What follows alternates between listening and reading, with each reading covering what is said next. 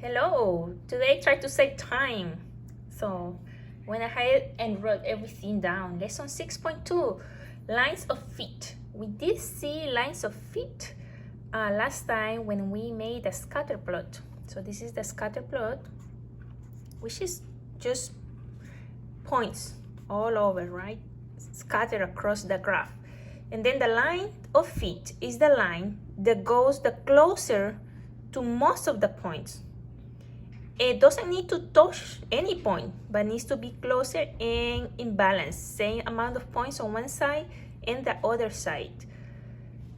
This line, as you see, can be represented by an equation, y equals mx plus b, where m is the slope. And you can find the slope by finding the points, right? If you have one point here, you just grab 2 points on any line, and this will have a value for x and y, and this will be another x and y. And then the formula for the slope is over here, and you find the slope. Once you find the slope, you just plug it in here, and you find the b, which is the y-intercept. B is the y-intercept, where the line touches the y. And then you have your equation for the line of feet. The lines of feet are used to estimate values from a graph. So because it's estimated, it's not exactly, but around that, close to that. And to know how close the data is to the line, there is a term called correlation coefficient. In my days, we used to calculate that by hand, but these days you can use a graphing calculator. The correlation coefficient is a number between -1 and 1. 1 means there is a strong, positive, and perfect correlation between the points on the plots and the points on the line. It means that all the points correspond to points on the line. So if every point is on the line, it's a number 1, it's a perfect, it's equal, it's the same than the line. If it can be also -1, which is also strong, but negative. So it would be this other. This will have a negative slope.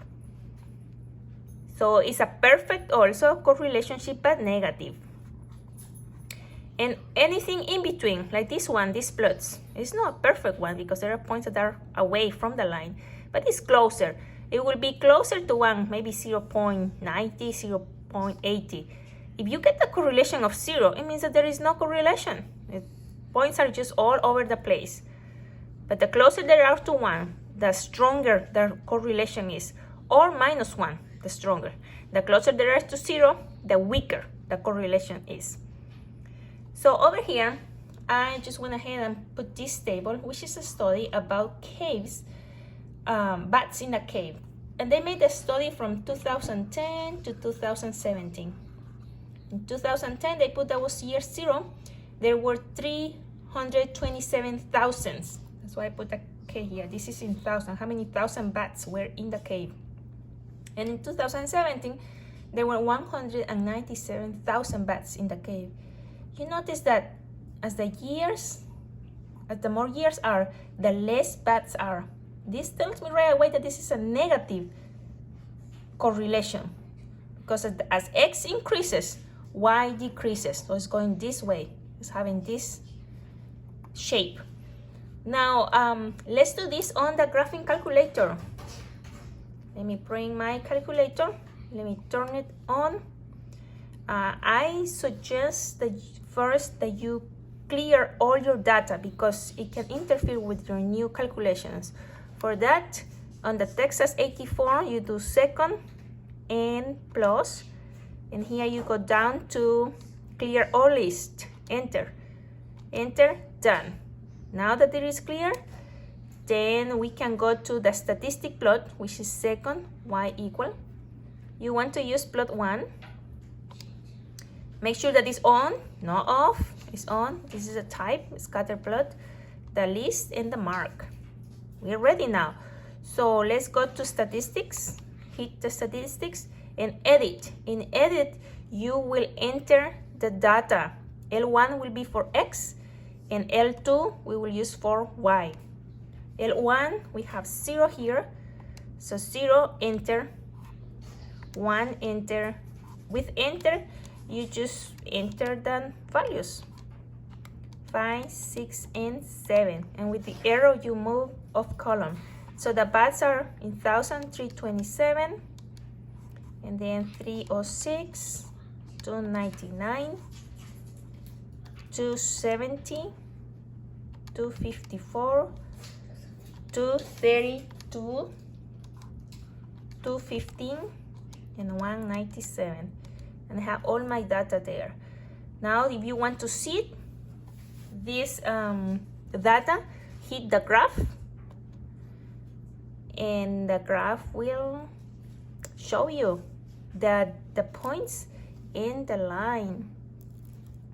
If you have any questions on how to use the graphing calculator, there are great videos on YouTube on how to use a graphing calculator depending on which model do you have, which brand, so you know exactly which keys to operate. There are also online graphing calculators that you can use.